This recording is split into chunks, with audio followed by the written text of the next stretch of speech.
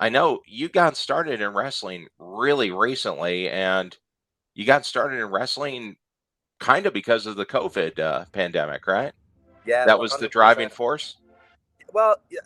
So it's a few different things, right? Like I actually was thinking about joining wrestling not a long time ago, but 2018, about 2 years before I actually really got going at Wrestle Circus. Wrestle Circus used to be a promotion out in Austin, Texas area, and they were gonna open a school. They were gonna house some students, and it was $3,500 up front.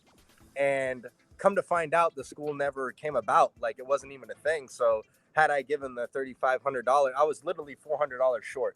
So put it like Oh that. man, yeah, I So would I'd have have been just been gone. $3,500 down, giving it to who knows uh, to do whatever with. But the chips fell how they fell. The pandemic hit. I was literally a sushi burrito barista, so to speak, wearing the hat, the Uh whole huh.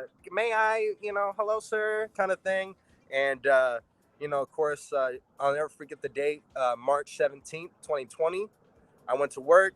Dude, I took the bus. I took the bus to work, traveled an hour and 45 minutes, and they say, hey, you got to go home. Like, the shit's happening. You know what I Yeah. mean? Things are moving where, this world's going to be very different. And without that, I'd probably still be doing the hi, sir. How you doing? Can I take your order? This kind of thing. So, just really having that time to collect some money, Hmm. uh, refocusing what I really want to do with my life. Because, at the time I was 25 and it's like, yo, like, what are we really going to be doing? Because, Yeah. the sushi burrito, it had daily tips and it had different things that were really nice about it. But ultimately, that wasn't something that's going to be very sustainable or something that's very fulfilling in my life. So when I Yeah. had the opportunity to sit down on my couch, my uncle looked me in the eye and he said, like, Nick, like, what do you really want to be doing with your life? These questions that are already going through my head. And I thought about it a lot because there was this FSW flyer, start your training today, blah, blah, blah. And I'm just like, I seen it before. I seen Hmm. Jake, Milo, this, that, and the other thing. And so I told him I want to be a professional wrestler. And he just kind of like laughed, like, like you're going to be a professional wrestler. Like, no, fuck, you'd be lucky to be like a ref. You know what I mean? So I was like, Yeah. you know what? Maybe maybe I will be a ref. I told him that, of course, because he's not. I mean, I can't say like not supportive because now obviously like he's seeing me do it and all these things are happening Sure. as people are running behind me, uh, and different things are going on. But he just didn't really believe in the vision at first because of how like crazy of a commitment, kind of crazy of an idea it was because all he knew was work. You know what I mean? Hmm. You got to clock in and different Sure. things like that. So it's kind of a far fetched idea to kind of like live out a dream or do these things. So I went in my room, sat about it. I was really upset because of how he said it. He like really looked me in the eye and like said like you cannot do that.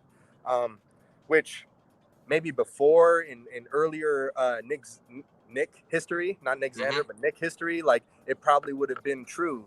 Um, but I called Joe DeFalco, the owner of FSW, like later that night, like at 10:30 at night. I think it was like a Saturday, and he goes, "Dude, what the fuck? Why you calling me so late? I mean, just show up Monday, we'll talk." And I was like, "Oh damn, like already off to the wrong foot with this guy." You know what I mean? Yeah. So it even further set my mind into uh, I wouldn't say some sort of doubt, but this idea that maybe this shit is like not gonna work.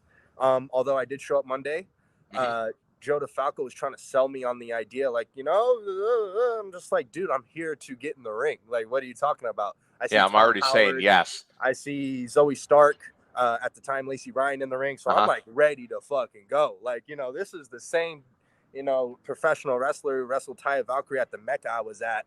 Uh, just shortly before, a few months before. So I'm like, Yeah. dude, I'm like ready to get in. So anyway, that's just kind of how it happened.